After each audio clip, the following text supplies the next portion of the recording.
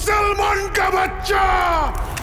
বড় পর্দায় সুড়ঙ্গ দিয়ে যে রাজকীয় অভিষেকের সূচনা করেছিলেন আফরান নিশো, এবারের ঈদে তার সেই জনপ্রিয়তা যেন কয়েক গুণ বেড়ে গেছে। রেদওয়ান রনি পরিচালিত দম, আনটিল দ্য লাস্ট ব্রেথ সিনেমাটি ঘিরে দর্শকদের উন্মাদনা এখন তুঙ্গে।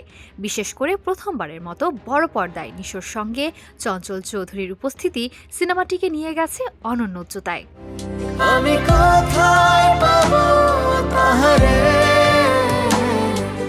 কাজাখস্তানের হাড় কাঁপানো শীত থেকে পাবনার মিঠোপথ, শাহজাহান ইসলাম নূর চরিত্রের মধ্য দিয়ে একজন সাধারণ মানুষের অসাধারণ টিকে থাকার লড়াই ফুটিয়ে তুলেছেন আফরান নিশো। তবে সিনেমার গল্পের চেয়েও এখন টক অফ দ্য টাউন হয়ে দাঁড়িয়েছে সিনেমাটির এক সংবাদ সম্মেলন, যেখানে সহ অভিনেত্রী পূজা চেরিকে নিয়ে নিশোর এক মন্তব্য রীতিমতো শোরগোল ফেলে দিয়েছে নেট দুনিয়ায়। টু বি ভেরি অনেস্ট ভাইয়া,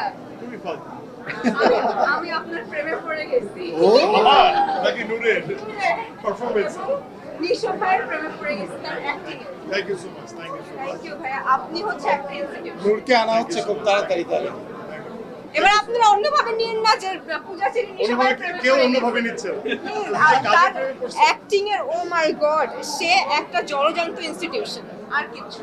সেই অনুষ্ঠানে হাস্যোজ্জ্বল নিশো রসিকতা করে বলেন, আপনারা বিচলিত হবেন না, বিবাহিত পুরুষের প্রেমে পড়ার পূজার কিন্তু কোনো রেকর্ড নেই। প্রিয় তারকার এমন মন্তব্য ভক্তদের মাঝে যেমন কৌতূহল বাড়িয়েছে, তেমনি তৈরি করেছে নানা আলোচনার খোরাক।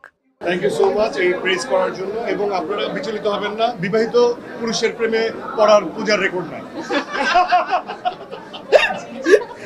ওকে। নিশোর রসিকতার জবাবে পূজাও হালকা মেজাজে বিষয়টি সামাল দেন। তিনি বলেন, জোকস অ্যাপার্ট, এবং তার চেয়ে বড় কথা হচ্ছে আমি এঙ্গেজড। সবাইকে অসংখ্য ধন্যবাদ, থ্যাংক ইউ সো মাচ। পেশাদার এই দুই তারকার এমন অকপট স্বীকারোক্তি ও খুনসুটি সামাজিক যোগাযোগ মাধ্যমে এখন ভাইরাল। কেউ কেউ বলছেন এটি প্রচারণার অংশ, আবার কেউ পূজার এঙ্গেজড হওয়ার খবরে খুঁজছেন নতুন সমীকরণ। Joke apart. Point to be noted.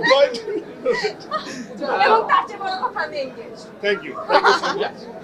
এবং টিউবওয়েলের আক্ষেপ রয়ে গেছে কিনা? দোতলা ঘর যেটা টিনের টিউবওয়েলের আক্ষেপ আছে। আমার নূরকে আমি পেয়ে গেছি। আশা করি টিউবওয়েল এবং দোতলা ঘর হয়ে যাবে।